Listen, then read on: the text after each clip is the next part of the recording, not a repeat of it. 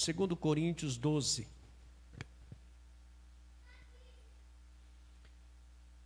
Muitas vezes, amados, nós achamos difícil vir na igreja com frio e com chuva. Só que para ir para um hospital na emergência não tem frio e não tem chuva, né? Mas fazer o quê, né? 2 Coríntios 12 diz assim: se necessário que me glorie, ainda que não convém, passarei as visões e as revelações do Senhor. Conheço um homem em Cristo que, há 14 anos, foi arrebatado até o terceiro céu. Se no corpo ou fora do corpo, não sei. Deus o sabe. E sei que tal homem, se no corpo ou fora do corpo, não sei. Deus sabe. Foi arrebatado ao paraíso e ouviu palavras inefáveis, as quais não é lícito ao homem referir. De tal coisa me gloriarei, não, porém, de mim mesmo. Salve-me nas minhas fraquezas. Pois se eu vier a me gloriar-me, serei nécio, porque direi a verdade, mas abstenho-me para que ninguém se preocupe comigo mais do que em mim vê ou de mim ouve. E para que não me glorificasse com as grandezas da revelação, foi-me dado um espinho na carne, um mensageiro de Satanás, para me esbofetear, a fim de que eu não me exalte. E por causa disto, 3 vezes pedi ao Senhor que me afastasse de mim. Então ele me disse: a minha graça te basta, porque o meu poder te aperfeiçoa na fraqueza. De boa vontade, pois, mas me gloriarei nas fraquezas, para que sobre mim repouse o poder de Cristo. Pelo que sinto prazer nas fraquezas, nas injúrias, nas necessidades, nas perseguições, nas angústias, por amor de Cristo, porque quando sou fraco, então sou forte. Amém. Soberano, eterno e poderoso Senhor, Criador dos céus e da terra, Tu és o alfa e o ômega, o princípio e o fim. Que nesta noite, ó meu Pai, o Senhor venha trazer uma revelação profunda e extraordinária aos nossos corações, e que nós possamos sair daqui, Senhor, abastecidos para enfrentar as lutas do nosso dia a dia. Em nome de Jesus. Amém. Ainda de pé, abre em Romanos capítulo 7, versículo 19 ao 21.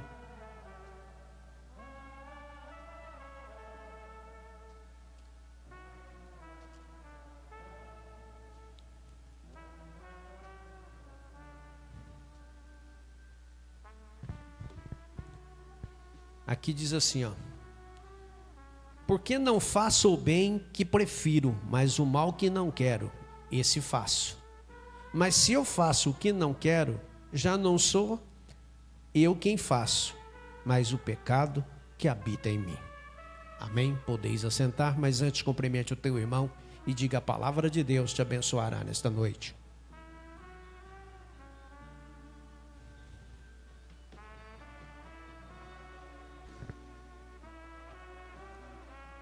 Amém.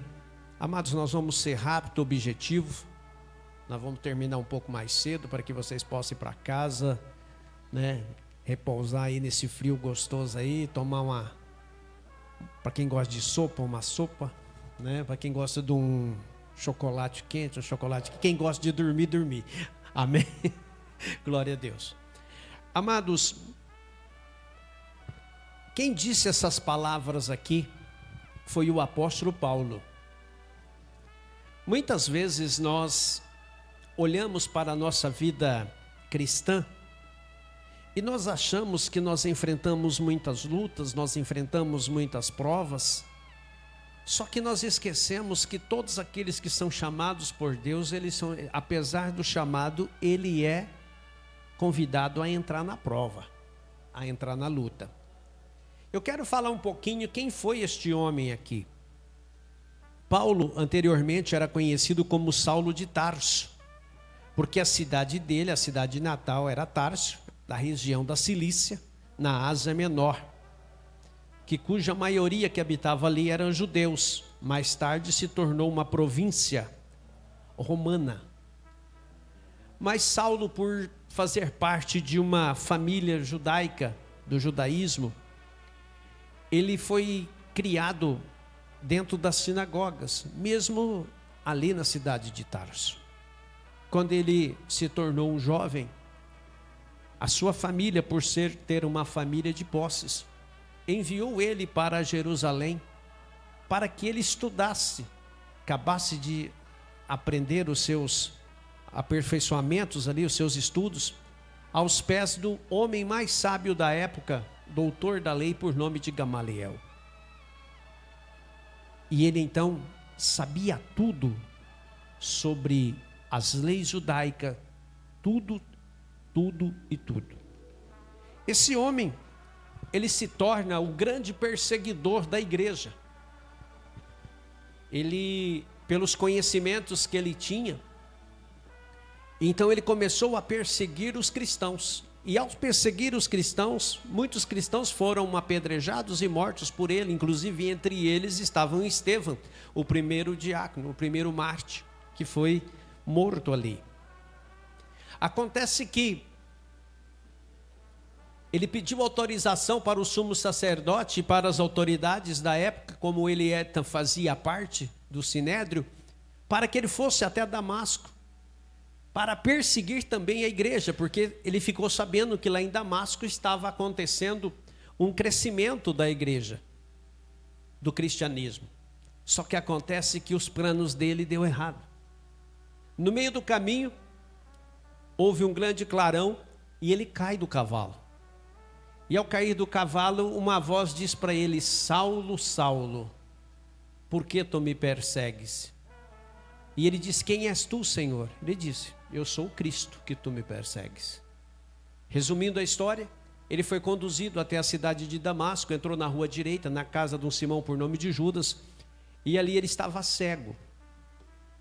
Acontece que na cidade de Damasco havia um servo de Deus, aonde liderava a igreja daquele lugar. Esse homem chamava Ananias. E o Senhor então, em uma visão, mostra para Ananias: levanta, pega o azeite, vá na rua direita, na casa número tal, na casa de Judas, porque lá tem um jovem por nome de Saulo de Tarso, que precisa da sua oração. Aí Ananias falou assim: quem? Saulo de Tarso. Isso você vai encontrar no capítulo 5, se eu não me engano, capítulo 9 de Atos, do 10 até o 15, 16, mais ou menos, você vai encontrar essa passagem. Aí ele diz assim: Saulo de Tarso? Senhor, permita-me fazer uma escusa. Eu não vou não. Aí o Senhor disse: por que você não vai? Ele disse: porque esse homem é ruim. Esse homem não presta. Esse homem tem matado os cristãos. Esse homem persegue a igreja. Pelo que eu sei, ele estava vindo para cá para matar os cristãos. Aí o Senhor disse para ele: pois é, só que para mim ele vai ser um vaso ungido para transmitir a minha palavra aos gentios.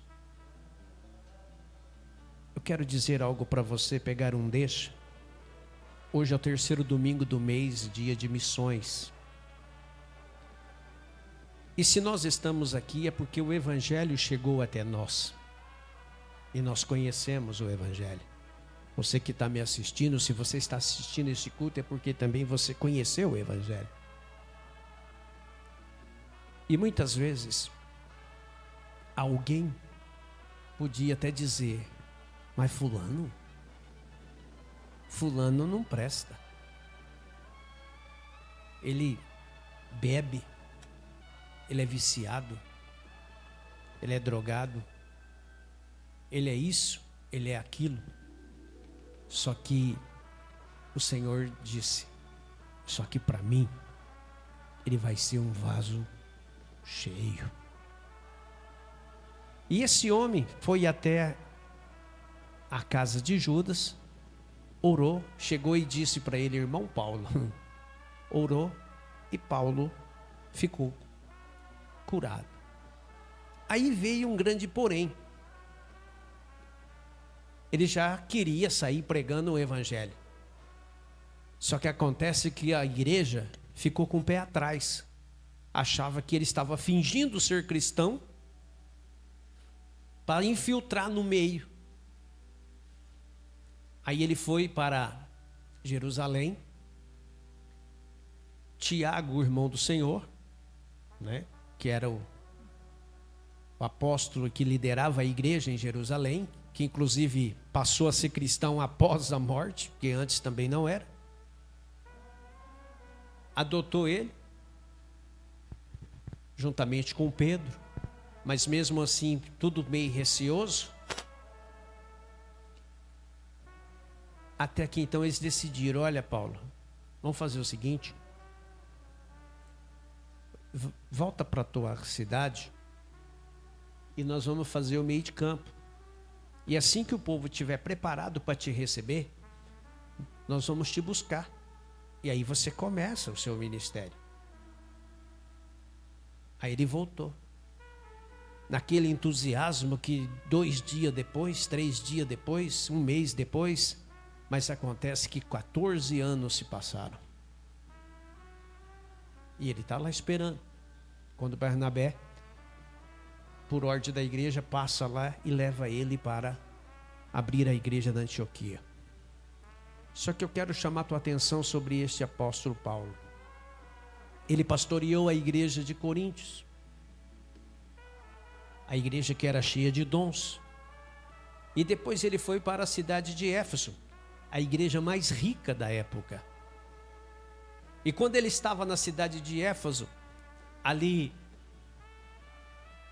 usufruindo das coisas que aquela igreja proporcionava a ele, ele recebe uma carta da igreja de Coríntios, que estava tendo um problema, que um filho, né? Havia um viúvo na igreja, esse viúvo havia casado novamente e tinha um rapaz que era moço, e esse rapaz começou a relacionar com a madrasta.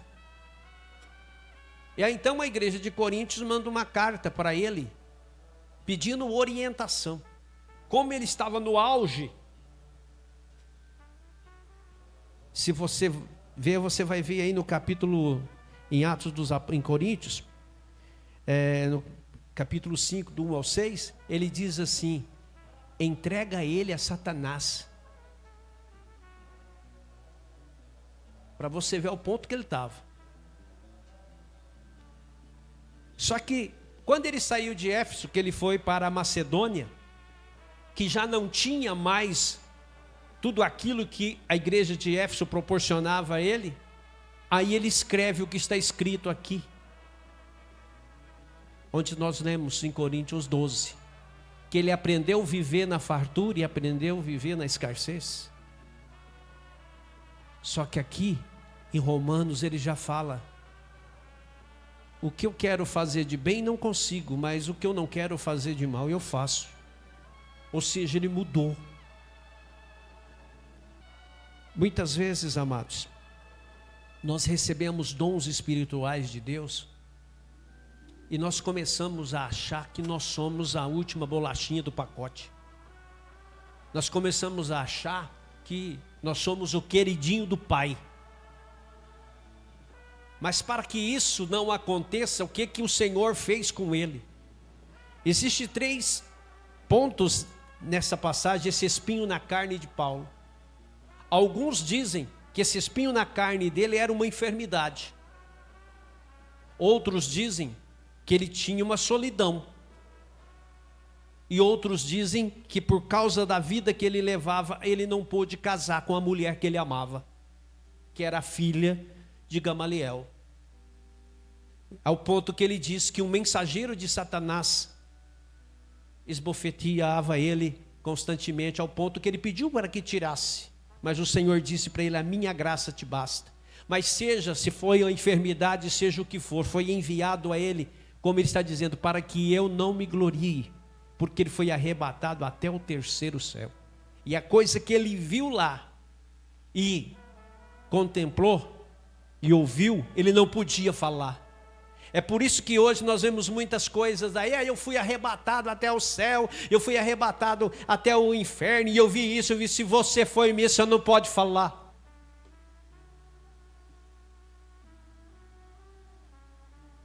Você não pode falar. Eu já tive uma experiência dessa, vi coisa, eu não posso falar. Porque se eu entregar aqui hoje, amanhã vocês estão velando eu. Eu não posso falar. Então você vê muita babaquice aí, porque eu vi lá, o cara tinha, não sei o que tem, você não viu nada. Porque se você viu, você não pode. Se você realmente foi, você não pode revelar aquilo que não é revelado, aquilo que é mistério, e que só Deus e você e Deus. Mas muitas vezes o homem tenta. E sabe por que muitas pessoas dentro das igrejas não são usadas por Deus? Por causa do orgulho. Você viu que palavra que eu trouxe? Você viu que abertura de culto que eu fiz? E eu orei, você viu que ele foi curado? Não, meu irmão. A palavra que você trouxe, a abertura de culto que você fez, o louvor que você cantou, a oração que você fez, só teve êxito porque aquele lá de cima operou.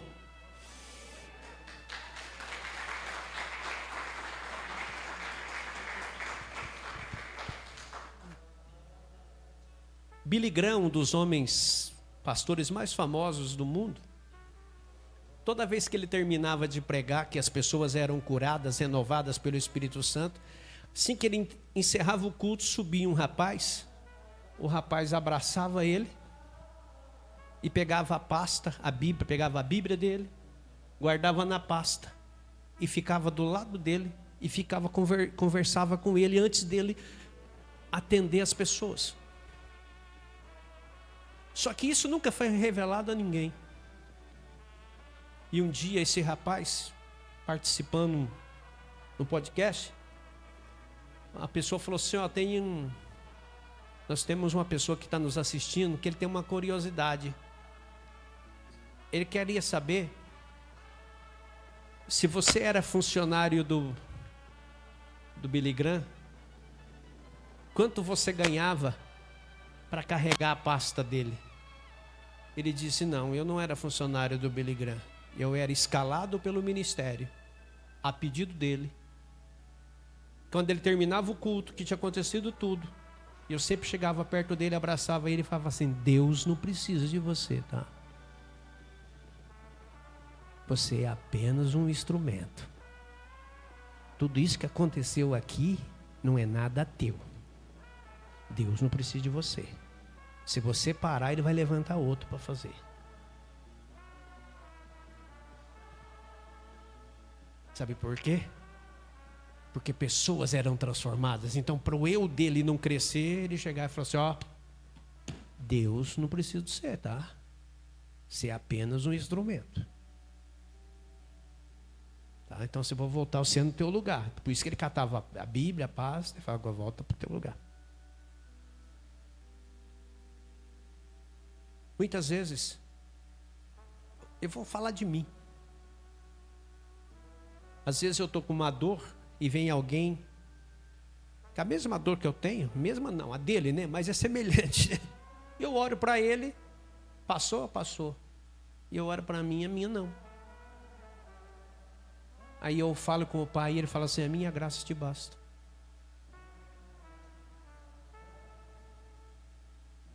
Talvez isso aconteça com você. Domingo o culto foi tremendo. Naquela semana. Foi tremendo. Deus falou de forma extraordinária. Eu saí jubilhando. Na hora que eu cheguei em casa, irmão, quase não consegui entrar para dentro de casa. Eu travei. Pastor, você não ora para colocar as colunas no lugar? Ora. E não coloca? Coloca. E agora? Aí eu lembrei. Deus não precisa de mim. Eu sou apenas um instrumento. Então nós temos que nos colocar no nosso lugar. Nós precisamos a cada dia entender quem nós somos. Certo? Eu não prego mais. Você não prega? Não. Ele vai tomar providência comigo. Mas que ele vai levantar outro, ele vai, porque a obra é dele. E muitas vezes, amados, muitos batem no peito e falam assim: eu sou o cara. Não, irmão. O cara é aquele que está sentado à direita do Deus Pai, o Todo-Poderoso. Aquele é o cara. Às vezes você chega perto de uma pessoa que está endemoniada, o inimigo fala assim: eu não gosto de você. Mas por que ele fala isso? Porque você está em comunhão com o Pai. Sai de perto do Pai para você ver. Sai de perto do Pai. Afasta um pouco. Você apanha igual vaca na horta. Afasta.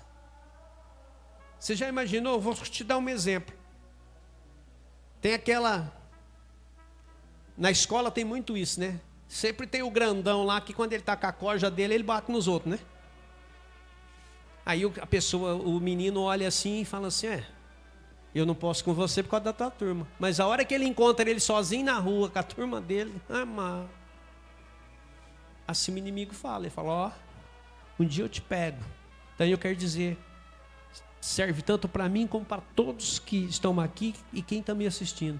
Não saia de perto da cruz. Não saia.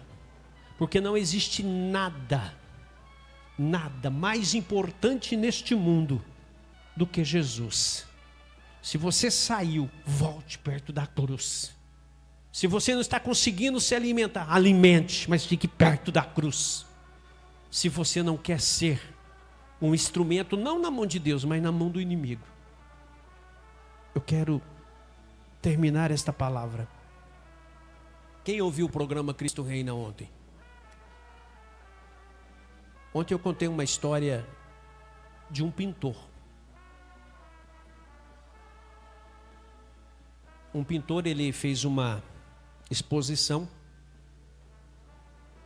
de paisagem e flores. E cada quadro tinha seu preço. E cada um mais bonito do que o outro. Só que no meio daqueles quadros tinha um que era um desenho de uma mão calejada de um trabalhador. E um colecionador começou a andar no meio da exposição para ver os quadros, para ele comprar. E de repente ele viu aquele quadro daquela mão e ele ficou intrigado. E ele chegou para o pintor e diz assim: olha, permita-te fazer uma pergunta, é uma curiosidade. Ele disse: pode falar. Você fez uma coleção e eu observo que todos os seus quadros são de paisagens e flores. E todos os quadros têm preço. Mas ali no meio, bem no centro, tem um quadro que é de uma mão calejada de um trabalhador. Analisando o conteúdo da exposição, não tem nada a ver com os outros quadros. Mas eu queria saber, e tem um porém, e ele não tem preço, ele não tem etiqueta do preço. Por quê? Aí o pintor disse para ele assim: meu amigo, realmente ele não tem preço, porque de toda essa exposição aí, ele é o único quadro que não está à venda. Pois esse quadro faz parte da minha coleção particular. E foi exatamente por causa deste quadro que eu consegui fazer todos os demais e chegar aonde eu cheguei. Porque essa mão tem uma importância muito grande para mim. Aí ele disse: e essa mão é de quem? Ele disse: essa mão é do meu pai. Porque enquanto ele trabalhava duro, ele sustentava meus estudos. Se eu cheguei aonde cheguei, foi porque ele machucou suas mãos para que a minha fosse lisinha. Essa ilustração dá duas interpretações. Você já imaginou como que ficou a mão de Cristo para que você tenha a vida eterna? Foi perfurada. Você já imaginou? Você que estudou, hoje exerce a sua profissão, a luta que seus pais enfrentaram para você chegar aonde você chegou? E muitas vezes, quando a pessoa chega naquele ponto, ele esquece daqueles que lutaram por ele. Eu quero terminar esta palavra. Não esqueça daqueles que um dia estenderam as mãos para você. Talvez hoje a pessoa que pregou o evangelho para você esteja até desviada. Ore por ela, porque foi ela que plantou a semente na tua vida. Porque ainda é tempo dela voltar.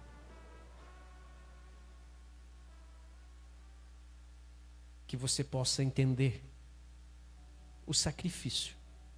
Porque quando nós somos chamados, até postei hoje um vídeo no devocional, o pastor ensinando o Pai Nosso. Se você disser eu sou cristão e eu não enfrento nenhuma luta, nenhuma prova, você é mentiroso. Porque a partir do momento que nós aceitamos a Cristo, não somos nós que vivemos, mas é Cristo que vive em nós. Então que nós possamos compreender quem é Jesus para nós. Este homem que eu disse aqui para vocês, este foi Paulo. Pagou um preço muito alto, mas levou o evangelho aos gentios. Ou seja, se o evangelho chegou até nós, que gentios somos nós, até nós, foi porque ele pagou um preço alto. Que para muitos, para os cristãos da época, ele não valia nada. Só que o Senhor disse: para mim ele é valioso, porque é ele que vai pregar para os gentios. Amém? Fique de pé.